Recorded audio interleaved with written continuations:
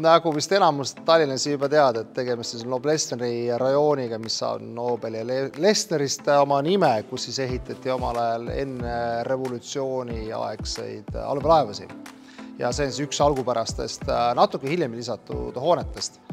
Ja see oli kohe algusest peale selge, et seda hoonet me tahaksime jätta siis koos arendajaga nagu avalikuks ruumiks.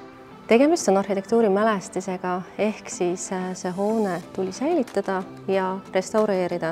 Püüdsime lisada siia nii vähe kui võimalik, aga et siiski saaks uued funktsioonid endale siia hea tegevuskoha leida. Ta on väga heas tasakaalus just, et hoone ei näe täiesti maha jäetud välja, aga samas ta näeb välja selline ajalooline ja natukene ajahambast räsitud. Põhiprojekti koostamine käis koos ehitajaga. Üks partner ehitus, aga näitas, et see on väga hea meetod, saab teha sellised lahendused, mis päriselt ka ehitusse lähevad.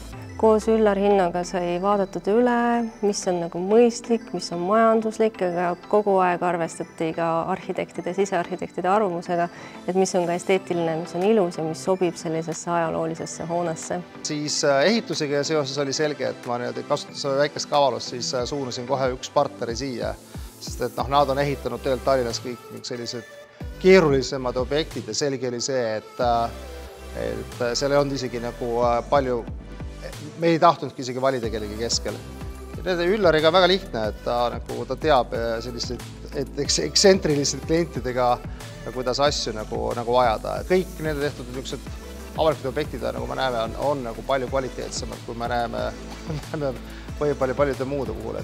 Et nii nagu see maja on seisnud 100 aastat, ma arvan, ta seisab 100 aastat vähemalt veel. Ma usun, et selle maja üle ja kogu selle rajooni üle võivad nad väga uhkust tunda.